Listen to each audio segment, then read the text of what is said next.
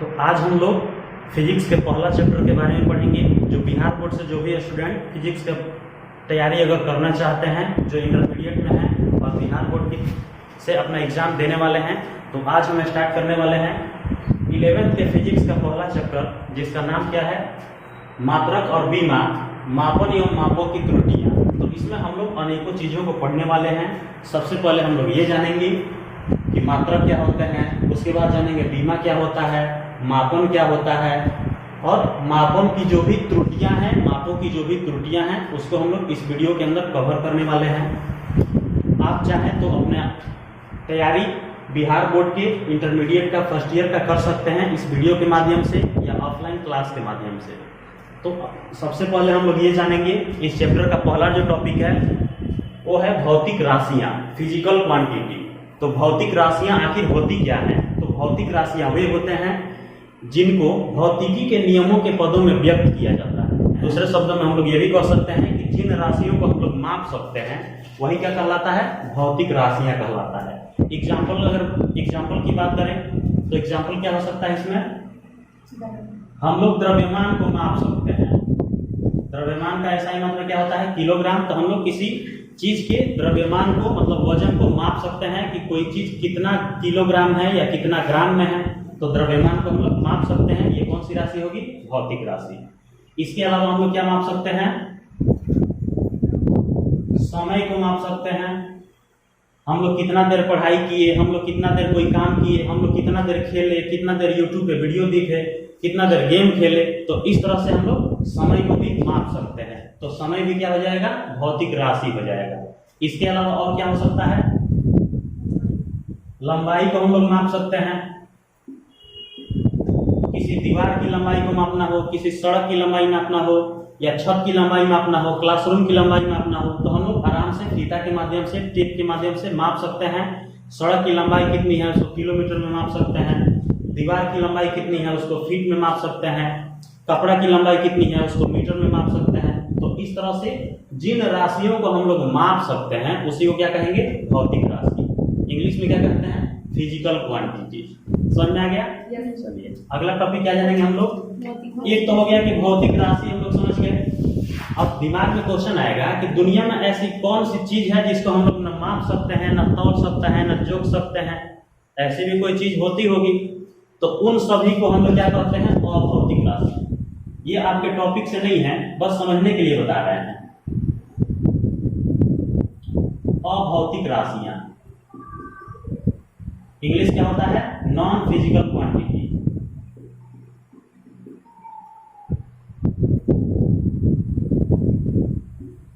Non physical quantity. तो अभी हम लोग ये समझे कि जिन राशि को हम लोग माप सकते हैं वह भौतिक राशि है। अब आपको पहले भी बता चुके हैं कि जिस शब्द के आगे अ जुट जाए तो उसका अर्थ उल्टा हो जाता है। जैसे धर्म का मतलब होता है अच्छा काम करना, उसके आगे अ जुड़ गया तो अधर्म माने मारपीट करना, लड़ाई झगड़ा करना, अधर्म हो जाएगा। सत्य का मतलब सही बोलना, बिल्कुल सच बोलना, उसके आगे अ जुड़ जाए तो असत्य माने झूठ बोलना। ठीक वैसे ही थ्योरी यहाँ पे अप्लाई करेंगे। यहाँ पे लिखा है भौतिक राशि, तो भौतिक राशियों को हम लोग माप सकते हैं, लेकिन इसके आगे क्या जुड़ गया, अभौतिक। तो इसका अर्थ क्या हो जाएगा, इसके उल्टा हो जाएगा। तो भौतिक राशि को हम लोग माप सकते थे, लेकिन अभौतिक राशि को हम लोग माप नहीं सकते हैं। अब आपके दिमाग में क्वेश्चन आएगा कि दुनिया में ऐसा कौन सा चीज है जिसको हम लोग न माप सकते हैं, न जोक सकते हैं, न तोल सकते हैं। तो ऐसी भी चीजें हैं दुनिया में। कौन कौन सी चीज हैं, जैसे दुख, सुख, दर्द, खुशी, ईमानदारी, इन सबको हम लोग माप सकते हैं क्या, नहीं माप सकते हैं। कभी आज तक सुने हैं हम 2 किलो खुश हैं, सुने कभी नहीं सुने होंगे।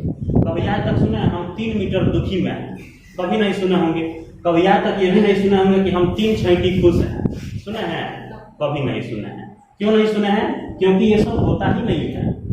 ये सब राशि नहीं है, ये सब भौतिक राशि नहीं है, और इसको हम लोग किसी चीज में माप नहीं सकते हैं। ईमानदारी को हम लोग तर्जुई पर रख के माप सकते हैं कि हम लोग 3 किलो ईमानदार हैं, कभी नहीं, क्योंकि ये होता ही नहीं है। हाँ, तो इन सब राशियों को हम लोग क्या कहेंगे, अभौतिक राशि। लेकिन ऊपर वाले को हम लोग माप सकते हैं। तर्जुई पर रखिए, तुरंत बता देंगे चावल कई किलो है, चीनी कई किलो है, तेल कितना लीटर है, समय को हम लोग माप सकते हैं, कई घंटा पढ़ाई किए, मीरगंज जाने में कितना समय लगा, लंबाई को माप सकते हैं, सड़क की लंबाई कितनी है, कपड़े की लंबाई कितनी है। तो इन सब को हम लोग माप सकते हैं क्योंकि ये कौन सी राशि है, भौतिक राशि।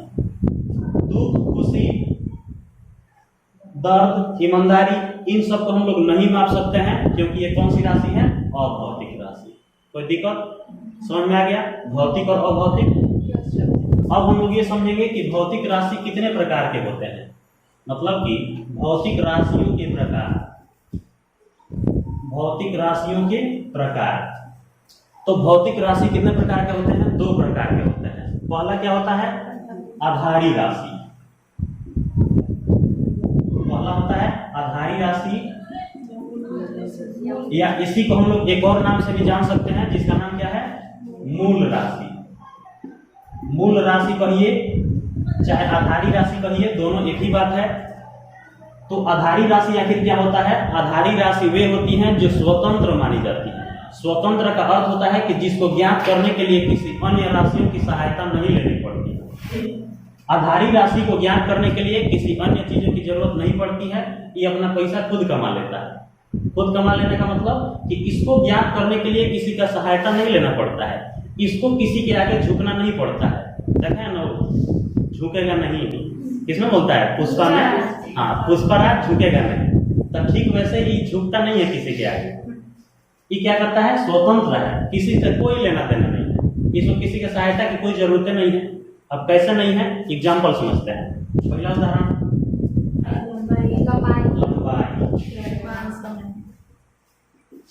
द्रव्यमान, समय। एग्जाम्पल के आधार पर हम लोग समझेंगे कि आधारी राशियां स्वतंत्र क्यों होती हैं और कैसे होती हैं।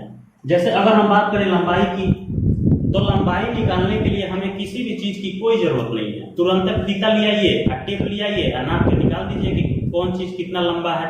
जैसे सड़क की लंबाई नापना हो तो किलोमीटर में नाप दीजिए। मिसिरवतरा से मीरगंज का दूरी कितना है, 15 किलोमीटर है ना। तो इस तरह से हम लोग लंबाई निकालने के लिए किसी अन्य राशि की सहायता नहीं ले रहे हैं। फीता लिया है, तुरंत माप के निकाल दिया कि मीरगंज से मिसिरवतरा की दूरी कितना किलोमीटर, 15 किलोमीटर। लेकिन अगर हम व्युत्पन्न राशि की बात करें, जो इसका व्युत्पन्न राशि है, आधारी राशि एक होता है, भौतिक राशि का 2 प्रकार होता है, एक होता है आधारी राशि, दूसरा होता है व्युत्पन्न राशि। तो व्युत्पन्न राशि में क्या होता है कि आधारी राशि की सहायता लेनी पड़ती है। जैसे अगर हम एग्जाम्पल की बात करें, हमको अगर क्षेत्रफल निकालना होगा, किसी भी चीज का क्षेत्रफल निकालना होगा, तो क्षेत्रफल का फॉर्मूला होता है लंबाई गुणे चौड़ाई। इसका मतलब हमको अगर किसी चीज का क्षेत्रफल निकालना होगा तो सबसे पहला काम कि उसका लंबाई ज्ञात होना चाहिए, दूसरा का काम कि उसका चौड़ाई ज्ञात होना चाहिए। जब तक लंबाई और चौड़ाई आपके पास नहीं रहेगा तब तक आप क्षेत्रफल नहीं निकाल सकते हैं। तो ये सब ज्ञात करने के लिए आपको किसका सहायता लेना पड़ा, आधारी राशि की सहायता लेना पड़ा। अगर हमको किसी चीज का आयतन निकालना है तो आयतन का सूत्र होता है लंबाई गुणे चौड़ाई गुणे ऊंचाई। तो आयतन निकालने के लिए हमको क्या चाहिए, लंबाई चाहिए, चौड़ाई चाहिए और ऊंचाई चाहिए। जब तक लंबाई चौड़ाई और ऊंचाई तीनों नहीं रहेगा तब तक क्षेत्र आयतन नहीं निकलेगा, तब तक आयतन नहीं निकलेगा। तो इसका मतलब कि ये दोनों कौन सी राशि हो जाएंगी, व्युत्पन्न राशि हो जाएंगी, आधारी राशि नहीं होंगी, व्युत्पन्न राशि होंगी। क्यों होंगी, क्योंकि इनको निकालने के लिए, इनका मान निकालने के लिए, इन्हें ज्ञात करने के लिए आधारी राशि की जरूरत पड़ रही है। लेकिन इन सब को ज्ञात करने के लिए हमें किसी भी राशि की जरूरत नहीं पड़ रही है। जैसे लंबाई निकालना हो तो चाहिए नहीं चाहिए, द्रव्यमान निकालना हो तो चाहिए नहीं चाहिए, समय निकालना हो तो चाहिए नहीं चाहिए। क्यों नहीं चाहिए, क्योंकि ये सब जो राशियां होते हैं वो क्या होते हैं, स्वतंत्र होते हैं, इनको किसी अन्य राशि की आवश्यकता नहीं पड़ती है। तो पहला क्या होता है, आधारी राशि या मूल राशि, इंग्लिश में क्या होता है, बेसिक और फंडामेंटल क्वांटिटीज। और दूसरा क्या होता है, व्युत्पन्न राशि। व्युत्पन्न राशियां इंग्लिश क्या होता है, चलिए। तो पहला क्या होता है, आधारी राशि या मूल राशि, दूसरा होता है व्युत्पन्न राशि, ड्राइव्ड क्वांटिटीज। तो इसका मतलब कि अभी हम लोग क्या समझ रहे थे कि आधारी राशि को ज्ञात करने के लिए हमको किसी अन्य राशियों की आवश्यकता नहीं पड़ती है, लेकिन व्युत्पन्न राशि ज्ञात करने के लिए हमको आधारी राशि की सहायता लेनी पड़ती है। एग्जाम्पल समझिए, हमको अगर क्षेत्रफल निकालना है तो क्या चाहिए, लंबाई गुणे चौड़ाई। तो हमको लंबाई और चौड़ाई मिलेगा तब जाके क्या निकलेगा, क्षेत्रफल निकलेगा। हमको अगर आयतन निकालना हो तो आयतन निकालने का फॉर्मूला होता है लंबाई गुणे चौड़ाई गुणे ऊंचाई।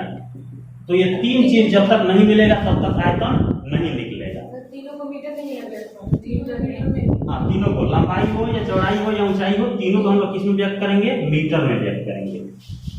इसको भी लंबाई और चौड़ाई को किस में व्यक्त करेंगे, मीटर में व्यक्त करेंगे। ये सब हम लोग आगे पढ़ेंगे। बीमा जब आपको पढ़ाएंगे, इसी चैप्टर में आगे बीमा है, उसमें आपको बताया जाएगा कि बीमा, किसी राशि का बीमा कैसे निकाला जाता है। तो उसमें आपको बताएंगे कि आयतन का बीमा कैसे निकालेंगे, क्षेत्रफल का बीमा कैसे निकालेंगे।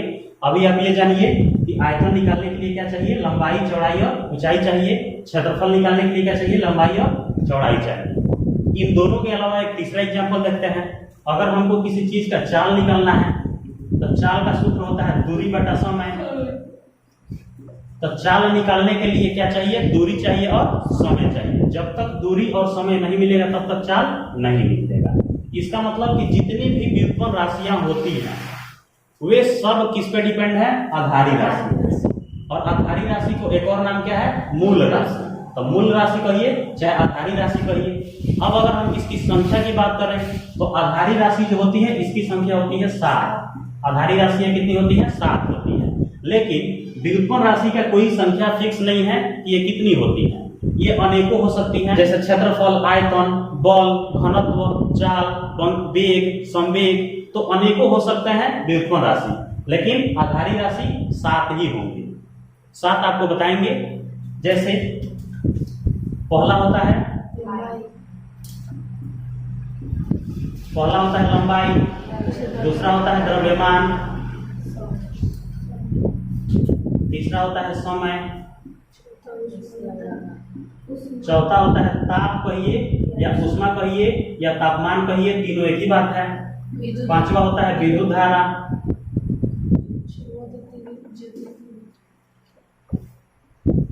छठा होता है ज्योति तीव्रता और सातवां होता है पदार्थ का परिमाण।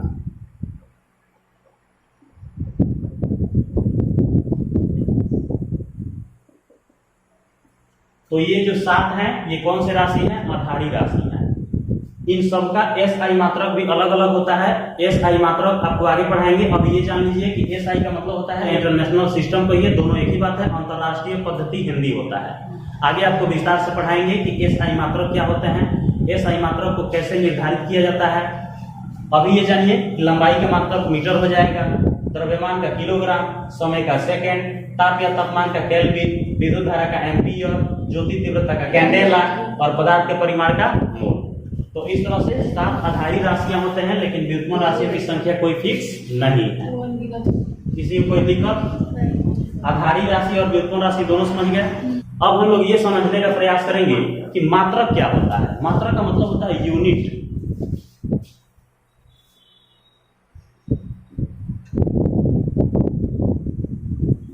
यूनिट किसको कहते हैं, डिफिनीशन कैसे देंगे। किसी भी राशि को मापने के लिए कुछ मानक मापों की आवश्यकता होती है। भौतिक राशि कहिए या राशि कहिए, दोनों एक ही बात है। यहाँ हम लोग क्या पढ़ रहे हैं, फिजिक्स पढ़ रहे हैं, तो इसमें जाहिर सी बात है कि किसकी बात होगी, भौतिक राशि की ही बात होगी। यहाँ पे मेष, कुंभ और तुला राशि की बात तो होगी नहीं। किसी भी भौतिक राशि को मापने के लिए, किसी भी भौतिक राशि की माप के लिए कुछ मानक मापों की आवश्यकता होती है। उन्हीं मानक मापों को हम लोग क्या कहते हैं, मात्रक कहते हैं। इसका अर्थ ये हुआ कि हमें किसी चीज को मापना हो, हमें किसी भी चीज की माप करनी हो, तो उसके लिए पहले से ही उसके बराबर मात्रा में कुछ माप तैयार कर दिया गया है। जैसे हम लोग घर पे खाना भी बनाते होंगे, तो उसके लिए चावल बनाना हो तो चावल के लिए एक डब्बा रख लेते हैं और उसका अनुमान लगा लेते हैं कि एक डब्बा चावल में अगर 5 लोग खा रहे हैं तो 10 लोग आ गए तो 2 डिब्बा चावल बनाएंगे तो उससे काम चल जाएगा। 15 लोग आ गए तो 3 डिब्बा चावल बनाएंगे तो उससे काम चल जाएगा। ये डिपेंड करता है कि आप जो नापना जो बनाए हैं वो कितने केजी का है, आधा केजी का है या 250 ग्राम का है या 1 किलो का है, ये उसमें डिपेंड करता है। उसके अलावा हम लोग किसी चीज का माप करना हो तराजू से, तराजू पर अगर हम लोग किसी चीज को मापते हैं तो अगर हम लोग के पास बटखरा है, मतलब लोहे का एक मानक मापक है, तब तो ठीक है। लोहे का इस तरह से किलो होता है, उस पर लिखा होता है 5 किलो 10 किलो जो भी होता है। तो अगर हम लोग के पास ये नहीं रहता है तो हम लोग अपने दिमाग से क्या करते हैं, उसके बराबर का पत्थर तोड़कर और माप लेते हैं। इतना बड़ा बड़ा पत्थर या ईंट को माप के हम लोग रख लेते हैं, और जब भी बटखरा नहीं मिलता है तो क्या करते हैं, एक साइड में उस पत्थर को चढ़ाते हैं और दूसरे साइड जो तोड़ना होता है उसको चढ़ा के माप लेते हैं। तो उसी को हम लोग क्या पढ़ रहे हैं, मात्रक के रूप में पढ़ रहे हैं कि मात्रक वह चीज है जिसको किसी भी राशि को मापने के लिए पहले से ही अंतर्राष्ट्रीय मान्यता के आधार पर बना दिया गया है कि यहाँ से यहाँ तक अगर किसी चीज की लंबाई हो तो उसका कितना मीटर होगा। जैसे 1 मीटर बराबर कितना होता है, 100 सेंटीमीटर। 1 मीटर बराबर 100 सेंटीमीटर। तो इस माप को पहले से ही अंतर्राष्ट्रीय मान्यता दे दी गई है कि 1 मीटर कब बनेगा, जब 100 सेंटीमीटर रहेगा। इसी तरह से अगर हम लोग को किलोग्राम में मापना हो तो 1 किलोग्राम किसको कहेंगे, जब तक 1000 ग्राम नहीं होगा तब तक हम लोग 1 किलो नहीं कह सकते हैं। आधा किलो किसको कहेंगे, तब 500 ग्राम रहेगा तो उसको क्या कहेंगे। 1 मीटर कब बनेगा, जब 100 सेंटीमीटर रहेगा तो 1 मीटर बनेगा।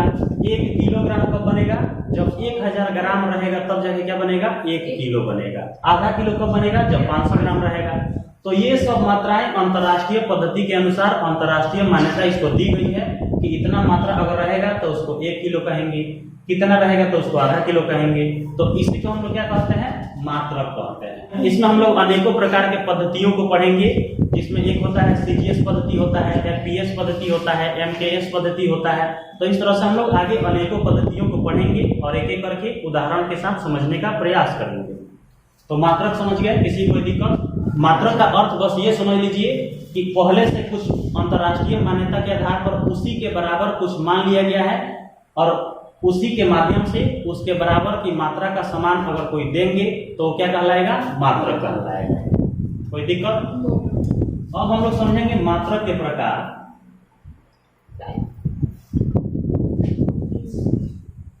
मात्रक के प्रकार इंग्लिश क्या होता है, टाइप्स ऑफ यूनिट्स। तो मात्रक कितने प्रकार के होते हैं, मात्रक होते हैं 2 प्रकार के। जिस तरह से भौतिक राशि होते हैं 2 प्रकार के, ठीक वैसे ही मात्रक कितने प्रकार के होते हैं, 2 प्रकार के। पहला होता है आधारी मात्रक। आधारी मात्रक कहिए या मूल मात्रक कहिए, दोनों एक ही बात है। इंग्लिश में इसको क्या कहते हैं, फंडामेंटल यूनिट्स।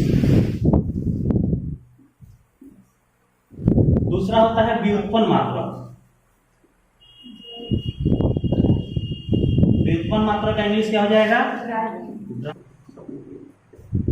Dry unit. तो इसका अर्थ हुआ कि मात्रक होते हैं 2 प्रकार के, एक होता है आधारी मात्रक जिसको मूल मात्रक भी बोलते हैं, और दूसरा होता है व्युत्पन्न मात्रक।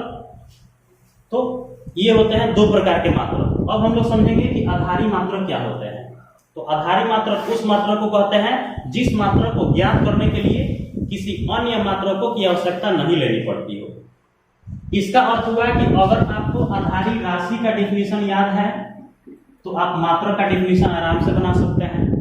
व्युत्पन्न राशि का डेफिनेशन याद है तो व्युत्पन्न मात्रक का डेफिनेशन आराम से बना सकते हैं। आधारी राशि को आधारी मात्रक, व्युत्पन्न राशि को व्युत्पन्न मात्रक। कैसे समझेंगे, जिस तरह से आधारी राशि को व्यक्त करने के लिए किसी अन्य राशि के मात्रक या अन्य राशि की मात्रक की जरूरत नहीं पड़ती है। व्युत्पन्न मात्रक क्या होता है, व्युत्पन्न मात्रक वो होता है जिसको ज्ञात करने के लिए किसी अन्य राशि के मात्रक की जरूरत पड़ती है।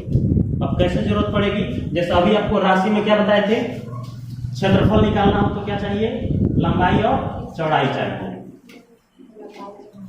तो ठीक वैसे ही मात्रक ज्ञात करना हो तो लंबाई का मात्रक क्या हो जाएगा, मीटर हो जाएगा, और चौड़ाई का भी मात्रक क्या हो जाएगा, मीटर ही हो जाएगा। तो इन दोनों की आवश्यकता कब पड़ेगी, जब व्युत्पन्न मात्रक निकालना हो और व्युत्पन्न मात्रक में क्षेत्रफल निकालना हो। इसके जगह पे आयतन निकालना हो तो लंबाई, चौड़ाई, ऊंचाई तीनों चाहिए, और उन तीनों का मात्रक क्या हो जाएगा, मीटर होता है। तो मीटर क्यूब लिख सकते हैं। क्षेत्रफल के लिए मीटर स्क्वायर लिख सकते हैं। तो इस तरह से हम लोग किसी भी राशि की मात्रक ज्ञात करते हैं किसी भी राशि, चाहे वो आधारी राशि हो या व्युत्पन्न, चाहे वो आधारी मात्रक हो या व्युत्पन्न मात्रक हो। समझ में आ गया? किसी कोई दिक्कत? अगला टॉपिक हम लोग समझेंगे मात्रकों की पद्धतियां क्या होती हैं, मतलब कि सिस्टम्स ऑफ यूनिट्स क्या होती हैं। तो सभी प्रकार के राशियों के लिए, सभी प्रकार के राशि का अर्थ होता है कि जितने भी भौतिक राशियां हैं, एक आधारी राशि और दूसरा व्युत्पन्न राशि, तो सभी प्रकार के राशियों के लिए मात्रकों की पद्धतियों के पूरे समूह को, मतलब आधारी राशि और व्युत्पन्न राशि दोनों के मात्रकों के पूरे समूह को हम लोग क्या कहते हैं? मात्रकों की पद्धतियां कहते हैं। पूरे विश्व में अनेकों प्रकार की मात्रकों की पद्धतियां प्रचलित हैं, जिनमें से हम कुछ मुख्य पद्धतियों के बारे में एक एक करके उसके उदाहरण के साथ, डेफिनेशन के साथ समझने का प्रयास करेंगे। तो मात्रकों की पद्धतियों में अगर हम बात करें तो सबसे पहला पद्धति का नाम है फुट पाउंड सेकंड पद्धति।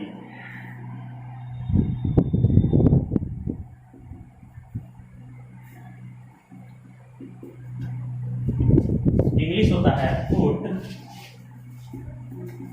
पाउंड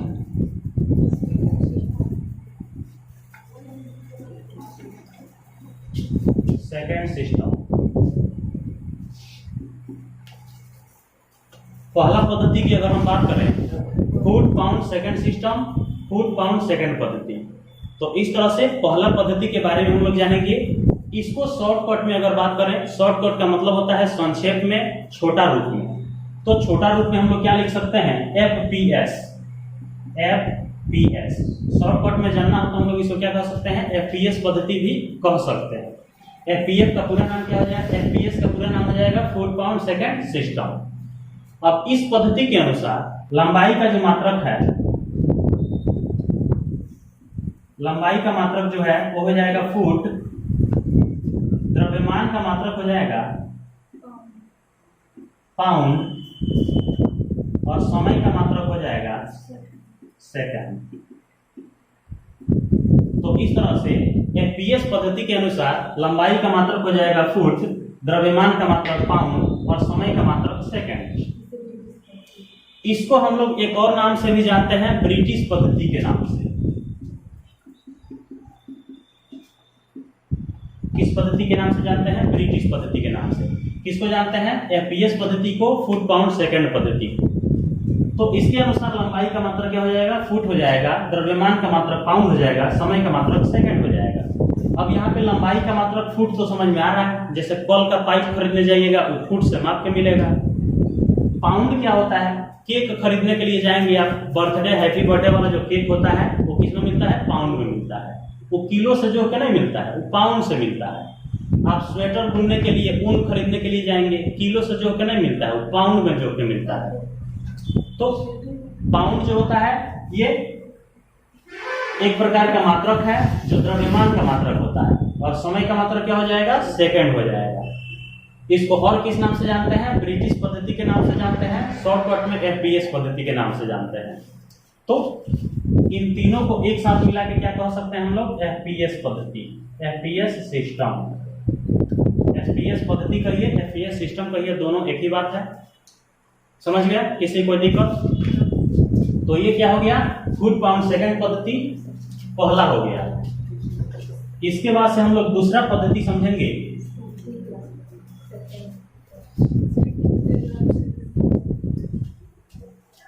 दूसरा पद्धति आता है सेंटीमीटर ग्राम सेकंड पद्धति। सेंटीमीटर ग्राम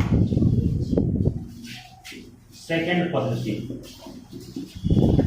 इंग्लिश होता है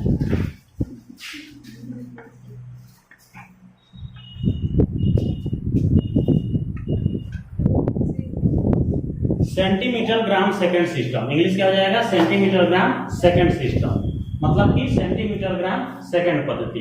इसको अगर हम शॉर्टकट में बात करें, इसको अगर संक्षेप में हम बोले तो इसको हम लोग बोल सकते हैं CGS पद्धति। शॉर्टकट में इसको क्या बोलेंगे? CGS पद्धति। और इस पद्धति के अनुसार लंबाई का जो मात्रक है वो हो जाएगा सेंटीमीटर, लंबाई का मात्रक सेंटीमीटर, द्रव्यमान का मात्रक हो जाएगा ग्राम, द्रव्यमान का मात्रक ग्राम, और समय का मात्रक हो जाएगा सेकेंड। समय का मात्रक क्या हो जाएगा? सेकेंड हो जाएगा। इसको हम लोग एक और नाम से जानते हैं जिसका नाम है मीटरी पद्धति। कौन सा पद्धति? मीटरी पद्धति। तो मीटरी पद्धति कहिए, सीजीएस पद्धति कहिए, या फुल फॉर्म कहिए सेंटीमीटर ग्राम सेकेंड पद्धति। इंग्लिश में कहिए सेंटीमीटर ग्राम सेकेंड सिस्टम। चारों एक ही बात है।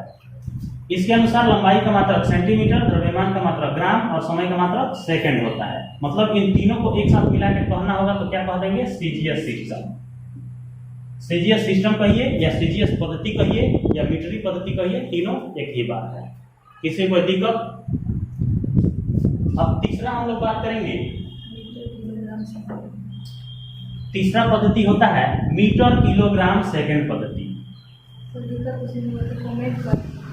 हाँ, तीसरा होता है metre kilogram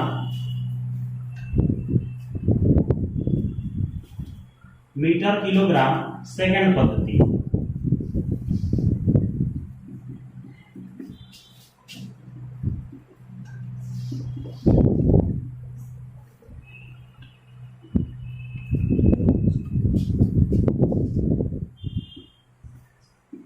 metre kilogram second पद्धति, इसको अगर हम शॉर्टकट में कहना होगा तो क्या कह सकते हैं? एमकेएस पद्धति कह सकते हैं। एम से मीटर, के से किलोग्राम और एस से सेकेंड सिस्टम। तो एमकेएस पद्धति इसको कह सकते हैं। इसके अनुसार क्या होता है कि लंबाई का जो मात्रक है वो हो जाएगा मीटर, लंबाई का मात्रक मीटर हो जाएगा। द्रव्यमान का जो मात्रक है ये हो जाएगा किलोग्राम, और समय का जो मात्रक है ये हो जाएगा सेकेंड। समय का मात्रक सेकेंड हो जाएगा। और इन तीनों को हम लोग क्या कह सकते हैं? MKS system. एमकेएस पद्धति कहिए, एमकेएस सिस्टम कहिए, दोनों एक ही बात है। तो इस तरह से हम लोग 3 प्रकार के पद्धतियों के बारे में चर्चा किए। उम्मीद है कि आपको सब कुछ समझ में आया होगा। आपके मन में अगर कोई डाउट है, कोई प्रश्न है, कोई कंफ्यूजन है तो कमेंट सेक्शन में पूछ सकते हैं। मिलेंगे नेक्स्ट वीडियो में, तब तक के लिए जय हिंद।